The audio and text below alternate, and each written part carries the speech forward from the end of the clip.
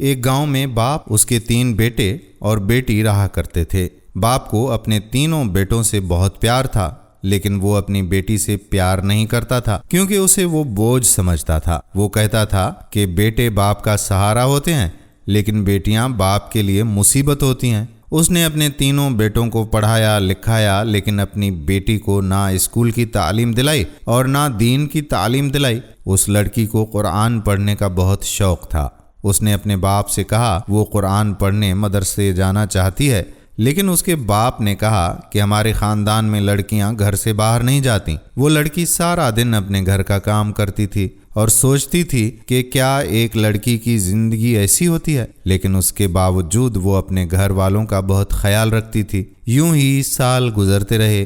باپ نے اپنے بیٹوں کی شادی کر دی اور پھر بیٹے اپنے بیوی بچوں کے ساتھ مصروف ہو گئے، پر اس کی بیٹی ایک ماں کی طرح اپنے باپ کی دیکھ بھال کرتی رہی۔ ایک دن اس کا باپ بہت بیمار ہو گیا۔ کافی دوائی کھانے کے بعد بھی اس کی طبیعت صحیح نہیں ہوتی تھی۔ اسے ہسپتال لے گئے۔ وہاں ایکس رے کروانے کے بعد پتہ چلا کہ اس کے دونوں گردے خراب ہو چکے ہیں۔ اگر جلد ہی گردے کا انتظام نہ کیا گیا تو ان کی جان بھی جا سکتی ہے۔ یہ سن کر اس کی بیٹی بہت پریشان ہو گئی اور ہر روز خدا سے اپنے باپ کی سلامتی کے لیے دعائیں مانگنا شروع کر دیں، لیکن بیٹوں کو اپنے باپ کی کوئی پرواہ نہیں تھی۔ وقت گزرنے کے ساتھ ساتھ اس کے باپ کی طبیعت خراب ہوتی چلی گئی۔ پھر ڈاکٹر نے اس کے بیٹوں سے کہا کہ اگر 2 دن میں تمہارے باپ کو گردہ ٹرانسپلانٹ نہیں کیا گیا تو پھر ان کو بچانا ناممکن ہو جائے گا۔ پھر بھی اس کے بیٹوں نے اپنے باپ کے لیے کچھ بھی نہیں کیا۔ پھر اس کی بیٹی نے ڈاکٹر سے کہا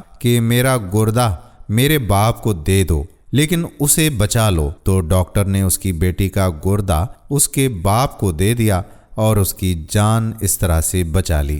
اس طرح ایک بیٹی نے اپنے باپ کو مرنے سے بچا لیا۔ جب اس کے باپ کو پتہ چلا کہ اس کی بیٹی نے اس کی جان بچائی ہے تو وہ اپنی بیٹی کو سینے سے لگا کر بہت رویا اور کہا کہ بیٹی مجھے معاف کر دو۔ دوستو، بیٹیوں کو بوجھ مت سمجھیں۔ بیٹیاں بوجھ نہیں ہوتیں۔ کسی نے سچ کہا ہے کہ جتنا پیار، جتنی خوشی ایک بیٹی دے سکتی ہے، ایک بیٹا نہیں دے سکتا۔ اللہ پاک تمام بیٹیوں کے نصیب اچھے فرمائے، آمین۔ ویڈیو پسند آئی ہو تو اپنے دوستوں کے ساتھ اسے شیئر بھی ضرور کیجیے۔ آنے والی ویڈیو تک اپنے میزبان قادر بخش کلہوڑو کو اجازت دیجیے۔